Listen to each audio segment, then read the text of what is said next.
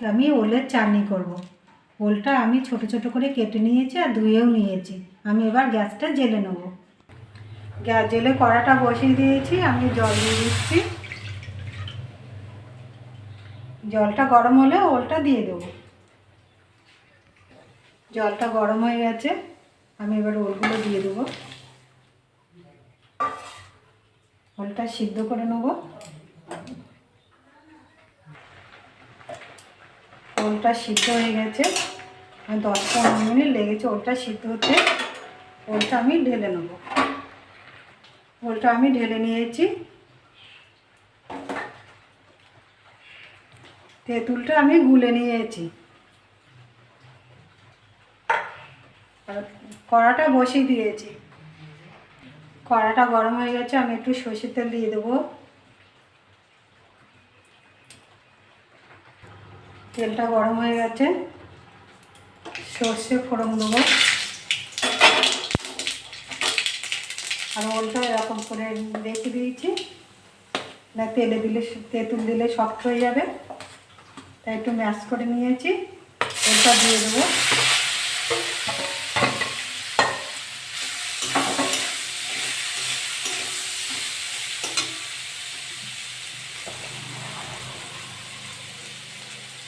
একটু হলুদ দিয়ে দেবো।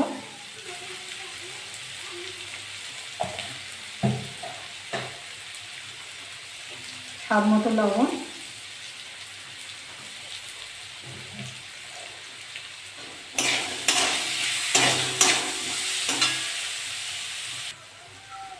ওলটা ভাজা ভাজা হয়ে গেছে, তেঁতুল দিয়ে দেবো।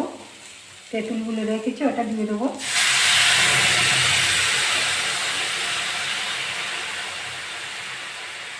জল দিয়ে দেবো।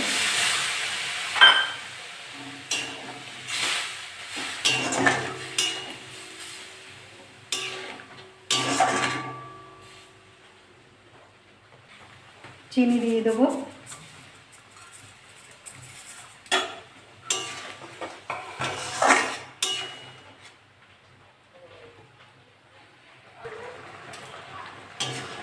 ওলের চাটনিটা আমার হয়ে গেছে, এবার নামিয়ে নেব। এরকম করে বাড়িতে রান্না করে খাবেন। খেয়ে ভালো লাগলে আমার চ্যানেলটাকে লাইক করবেন, শেয়ার করবেন, কমেন্ট করবেন, সাবস্ক্রাইব করবেন। ধন্যবাদ।